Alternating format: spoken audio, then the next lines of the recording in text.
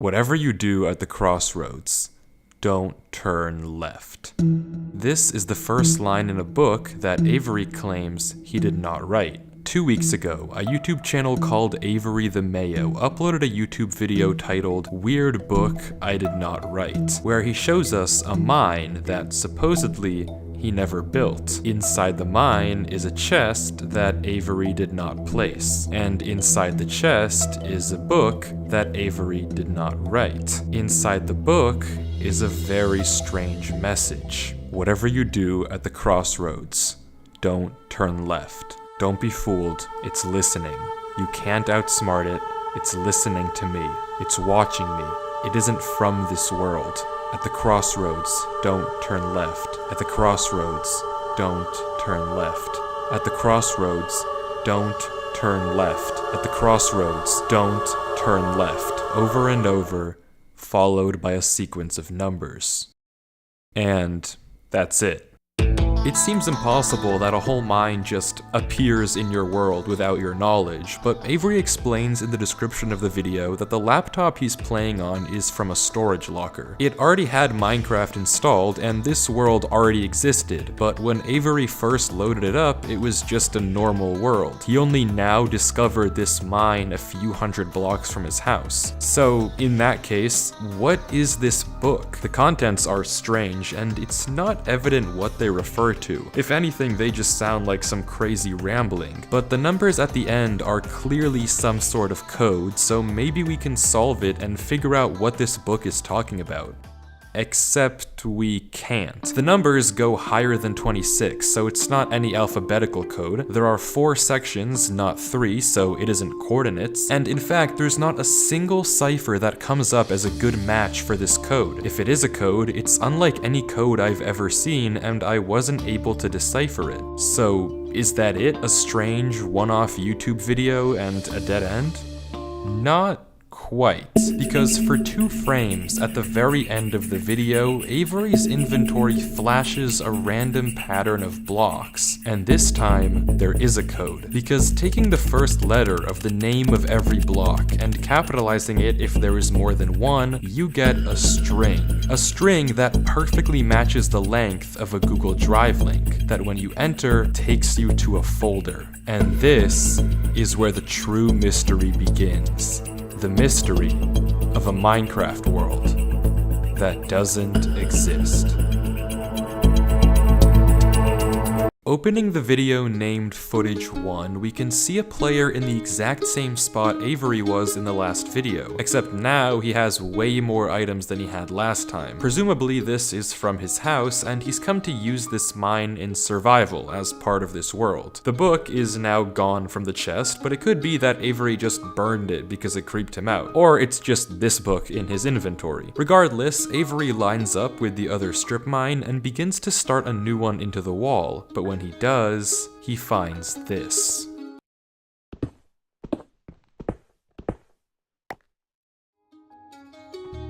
Nothing weird, it's just a cave, and Avery walks in to begin exploring, until he stops and sees this.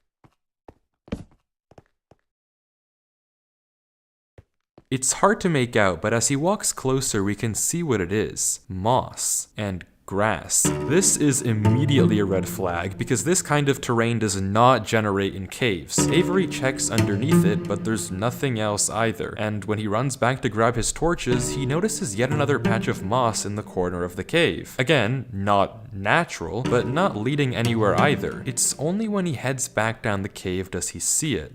A tree. Avery approaches the clump of greenery, and there it is. A tree unlike any other oak tree in the entire game. Whatever this is, it isn't normal. Avery backtracks a bit, and we get a better look at this shrub, for lack of a better word. And after some hesitation and circling around it, Avery decides to try mining the tree. And he does, with no problem. It looks just like a normal tree, except normal trees don't generate underground. And it's not the only one. As Avery goes deeper and deeper into the cave, he passes larger and larger patches of greenery, coming across more shrubs, and even more trees, and even more moss. He pauses to talk at one point, but instead of commenting on the trees, he brings up something else. It's weird, we've only seen stone. And I guess he's right, the walls of this cave don't have any diorite, granite, andesite, or ores, but come on, there's a bigger elephant in the room here. At some point though, Avery's wish gets granted, and the cave turns into terracotta, tuff, and deep slate. The greenery gets larger and larger, with the trees growing bigger and bigger. Until finally, Avery reaches the end.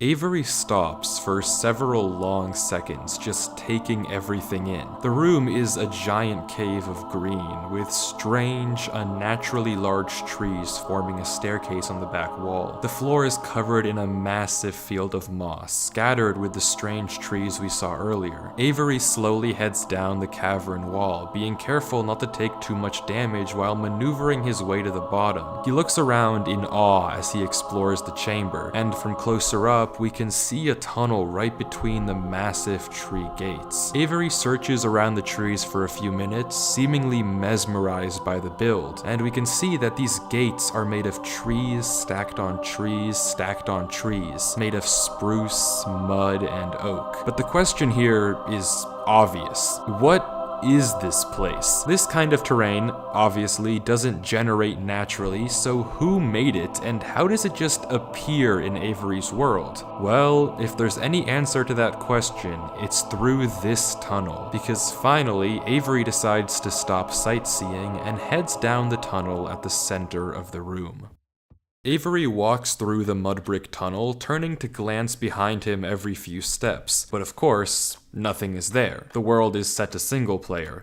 At least, it seems that way. Until this happens. Something is wrong.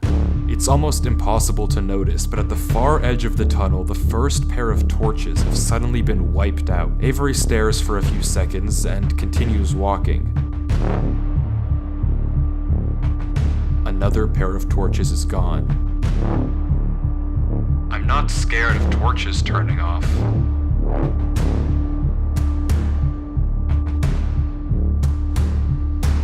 And then another. I don't know what kind of practical joke this is, but I already heard you in the...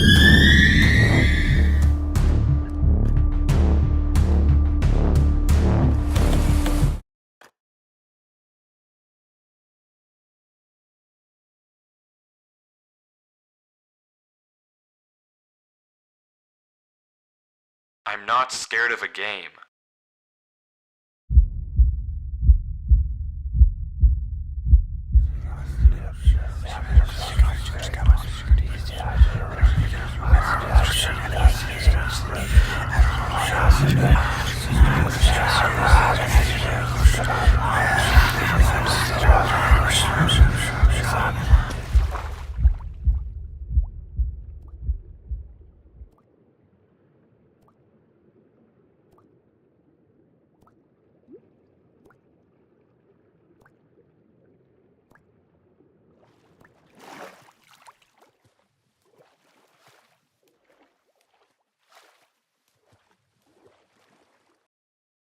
I don't know why I just jumped down. I wasn't scared, but I felt compelled. I've never felt like that in my life. What is going on here? Things just went from strange to incredibly creepy in a matter of seconds. This doesn't just happen on a normal world, but Avery did say he found this world on a computer he got from a storage locker. So maybe this is just a world that the old owner of this computer created, and it's just some strange adventure horror map. Case closed. Except it's not, because the video files aren't the only thing in this Google Drive folder. If you remember, there's also this PDF, and opening it, we see this. My exploration into a strange tunnel I found in my Minecraft world. I've been playing this world for a while and just discovered this. This is my documentation of the search. Notably, when I installed Minecraft, this world came pre-created. Always thought that was a little strange, but I'm not really sure. This seems okay enough, but remember what Avery said earlier. He found this computer in a storage locker with Minecraft installed. Not he installed Minecraft and this world was there. Admittedly, it's a pretty small difference, but still, why the conflicting stories? Something you may have also noticed that I can't explain is why Avery's name is now censored. He wasn't censored in the previous videos, but now he's both hidden his name and changed his skin, almost like he's hiding from something.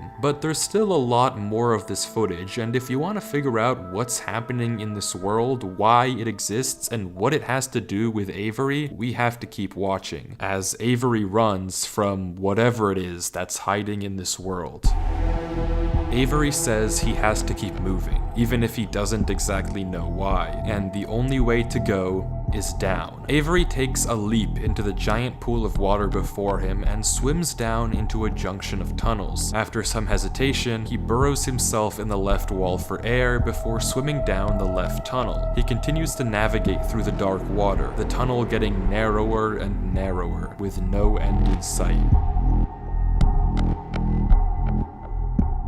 Until it opens into a giant cavernous room with just enough space at the top to get a bit of air. When Avery descends again, we can see tunnel openings sprawling across the walls. Avery scans around. There's no marker of where to go, just tunnels upon tunnels as far as the eye can see. And then he hears it. The same sound as when the whispers played previously. Avery rushes to dig into the wall, and as he blocks himself in, we can hear the whispers again.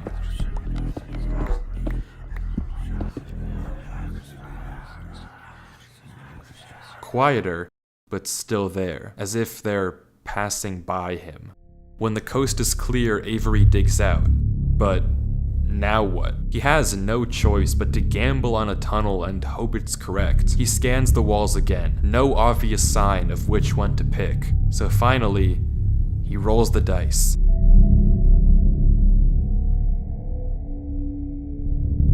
The tunnel leads to another junction, and again, after a slight hesitation, Avery goes left.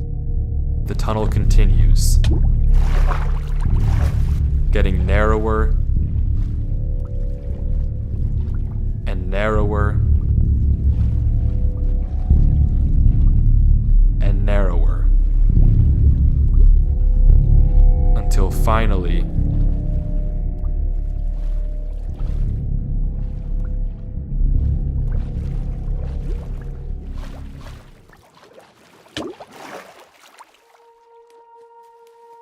he finds himself in the oasis. Avery looks around the room, strangely, almost peaceful. He's in the middle of a square pond, flanked on all sides by the same uncanny trees. He stares off at the water for a second before towering up and getting a good look around. Nothing but trees as far as the eye can see. For a moment, he pauses, before something snaps, and he crafts a boat to get to the center of the lake. Without hesitation, he dives down into the tunnel and plugs up the hole. He makes another trip for good measure, plugging it even further. If this thing comes through here again, it has to break that, but I need to explore. He sails back to the edge of the lake. What it can't avoid doing is loading the chunk. Avery chops a few trees and crafts a hopper with the spare iron in his inventory. His plan is simple: set a trap for the thing following him. But wait, did I miss something? Because how does he know that something is following him? Sure, those torches turned off, and yeah, we heard those noises before, but there's actually an even stronger piece of evidence I haven't mentioned. Remember when Avery said this? I already heard you in the cave. Well, it took me a second to figure out what exactly he meant, but then I heard this. It's almost impossible to make out, but on a few separate instances, while Avery was walking in that original cave, he would randomly pause for a second or two, and now we know why. He was listening. Every time he paused, for just a brief moment, you could hear footsteps on the stone behind him, stopping just a fraction of a second too late to be quiet. But okay, if something is somehow really following Avery in a single-player world, how can he stop it, or at least get it to reveal itself? Well, that's exactly what he's doing right now. Like he said, he needs time to look around and explore this world, but while he's gone, anything can just swim through the hole and replace the blocks to make it look like nothing happened. But if Avery turns down his render distance and puts items in this hopper, if he then goes far enough away and unloads the chunk, the only way for the hopper to be empty when he returns is if something loaded the chunk while he was gone. And then, whatever was following him would be exposed. The trap is set. Now it's time to explore.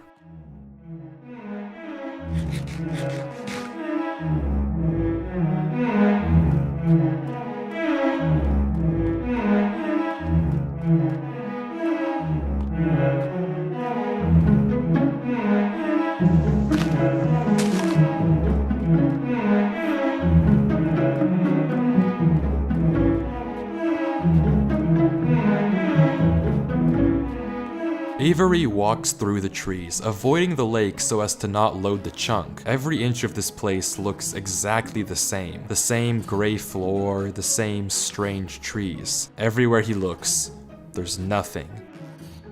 Until, just in the corner of the screen, there's a sign. But it's hard to spot, and Avery doesn't seem to see it, and he keeps walking. Then he pauses. Interesting. That's the third sign we've seen so far. What? Where? Third sign? I've only seen this one. But it turns out he's right. Going back and re-watching the footage, just barely hidden in the corners of the screen are two other signs Avery crossed earlier in the recording, though he gave no indication at the time that he noticed them. Avery goes back to all three signs. All of them are blank, so I don't know what to make of it, but Avery seems to be satisfied and he explains why. These signs all seem to point to one place. Both of these angled ones point in the same direction. And he's right. If you line up a coordinate grid with the location and rotation of the signs, you get this. So he's right, all of them point a certain way, and if you trace out their intersection, it hits one specific point. He also pulls off this brilliant move, which you rarely see from these protagonists, by turning the difficulty to peaceful because he ran out of food. Absolutely genius. But with that said, he returns to the lake to check on his contraption. And nothing showed up. Items are still flowing out of the hopper, which would be impossible if anything had loaded the chunk. Avery tells us exactly this. Nothing came through. Not to mention, the blocks are still in the same position Avery placed them to plug the hole. Now that he's shaken off whatever was following him, Avery sails back, presumably to find the intersection points of the signs. But before he does that, he opens up chat and says this. Something is here. What? How? Why is Avery saying that? Why isn't he sending it in chat? What did he see? I don't know if it can hear me. But I'm not taking any chances. The grass block. When Avery left the chunk, he didn't just set one trap for the entity, he set two. Without mentioning anything to us, he placed a grass block next to a block of dirt. In Minecraft, grass can't spread if the chunk isn't loaded. The only way that this block is now grass is if something other than Avery loaded this chunk. I'm not scared, but my gut says to keep moving.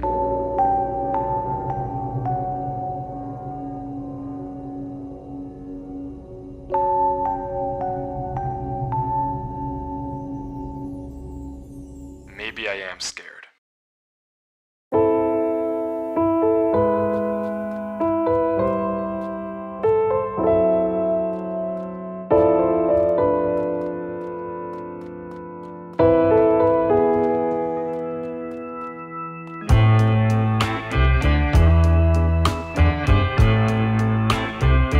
The other sign was pointed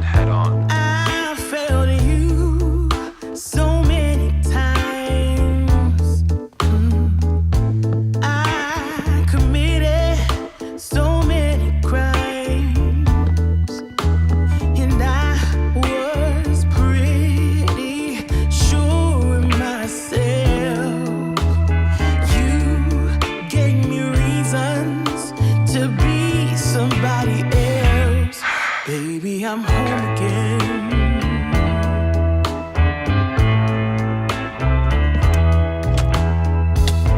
I thought that I could run away. Avery walks through a tunnel which quickly turns into a maze. And slowly but surely, dead end after dead end, Avery navigates through it. To be somebody else, it's alright. Baby, here I am. I was lost. Now I'm found again. It's alright. Baby, here I am.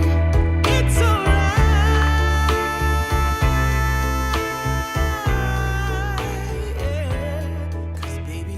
Avery is clearly smart. Smart enough to set a trap, and smart enough to set a backup. But whatever this thing is that's following him, it's smart too. Smart enough to block up the tunnel it entered from. Smart enough to refill the hopper with items after loading the chunk. Smart enough to hide its presence. This world seems to be guiding Avery somewhere. The whispers in this tunnel coercing him to enter the cave. The signs pointing to the secret entrance under the tree. Whatever this world is, it's leading Avery. But to what? We don't know. All we do know is that he isn't alone. And finally, Avery exits the maze into another giant room with what looks like a cipher above a door, with 3 levers right in front of it. Avery stares up at it, says he'll need a pen and paper, and blocks up the tunnel where he came from. The footage ends with him staring up at the code, deep in thought. From what I can see, the code atop the doorway looks something like this. It doesn't immediately remind me of anything, and plugging it into a cipher decoder gives me no ideas either. Running each of the candidate ciphers just gives gibberish every single time. Whatever this code is, there's unfortunately no way that I, or Avery, can solve it. The second half of the footage picks up with 17 minutes of just staring at the wall. And then he gets it. Okay, I guess it was solvable. Avery says it's a good poem, but doesn't actually reveal what it said, only that it uses cipher stacking, a technique where 2 ciphers are layered one on top of the other to make a code almost undecipherable. How Avery actually solved it with a pen and paper is beyond me, but the puzzle isn't over yet. There's still this gate, which Avery suspects is some sort of combination lock, but instead of a pen and paper, his solution this time is a bit more, how do I put this? Efficient.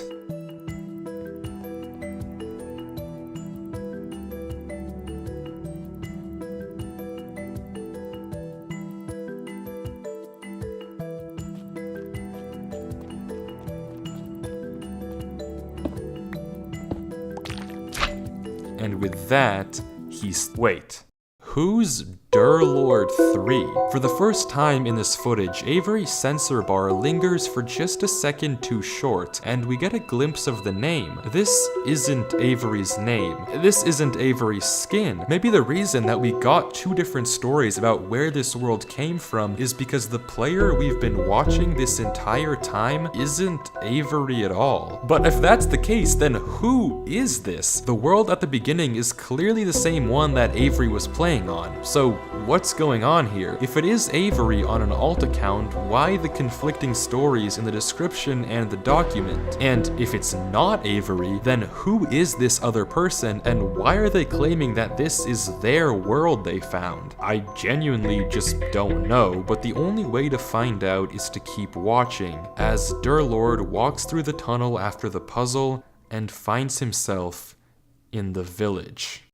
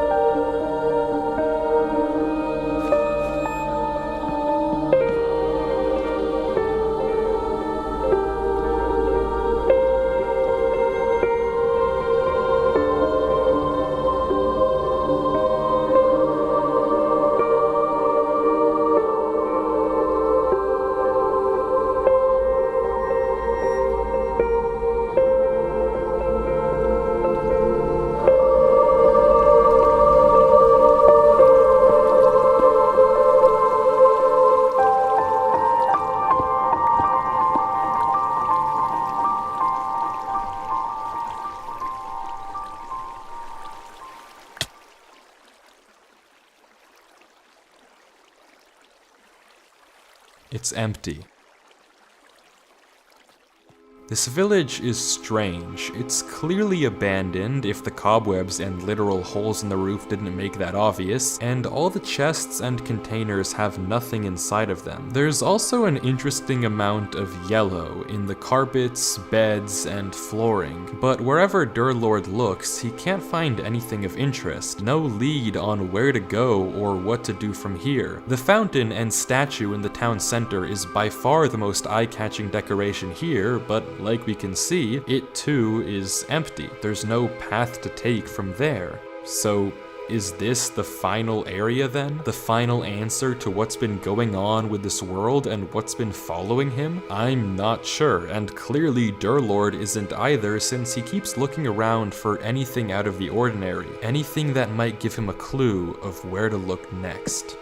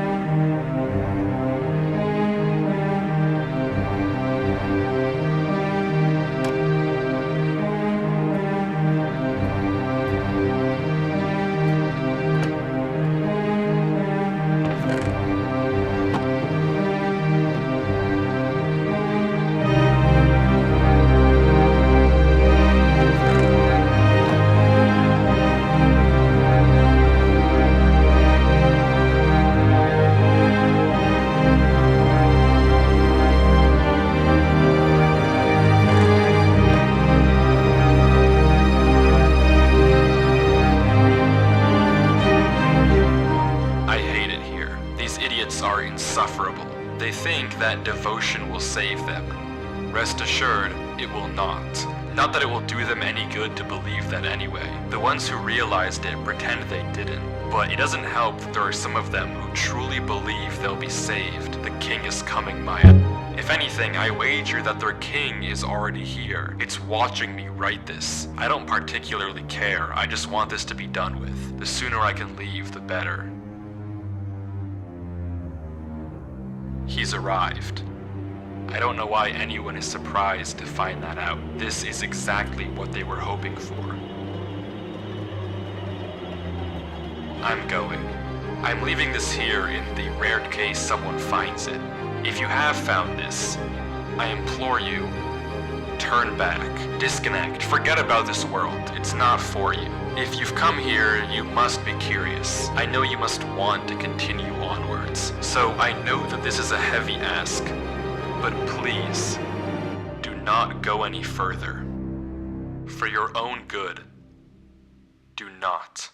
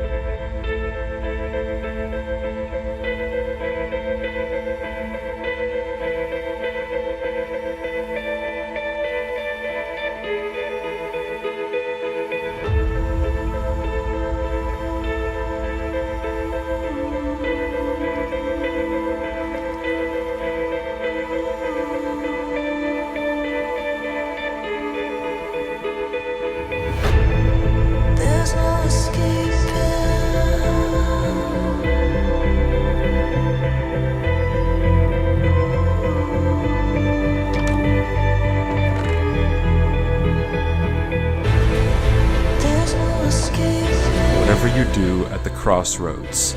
Don't turn left. Don't be fooled. It's listening. You can't outsmart it. It's listening to me. It's watching me. It isn't from this world.